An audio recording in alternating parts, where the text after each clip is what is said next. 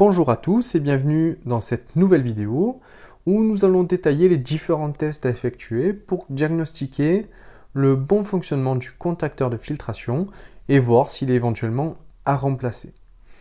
Donc avant de démarrer, il est important de préciser que les tests que nous allons effectuer dans cette vidéo seront faits sous tension, donc potentiellement dangereux pour vous.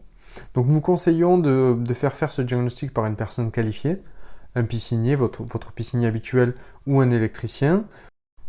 Donc le rôle du contacteur de filtration ici est d'alimenter la pompe de filtration en fonction d'une information logique récupérée ici de l'inverseur de filtration. On va se munir d'un multimètre en mode voltmètre alternatif pour ce premier test et on va venir mesurer qu'il y a bien une tension à l'entrée et à la sortie du contacteur. Donc on vient mesurer en entrée sur les bornes 1 et 3 entre la phase et le neutre, et puis en sortie sur les bornes 2 et 4.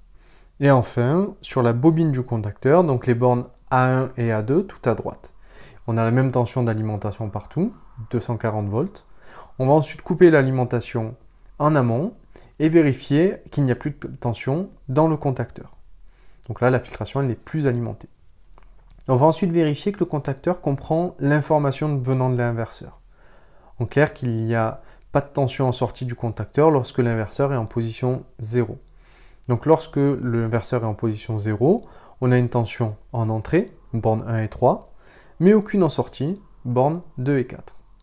Si on se remet en position manu sur l'inverseur, on mesure bien une tension en sortie et le contacteur peut être considéré comme fonctionnel. Dernier point, qui n'est pas vraiment un test mais une explication sur le fonctionnement du contacteur de filtration, on a les deux bornes 13 et 14 qui sont un contact sec. Donc un contact sec, c'est un contact sans aucune tension à l'intérieur et qui va être utilisé pour asservir un appareil à la pompe de filtration tout en étant alimenté indépendamment.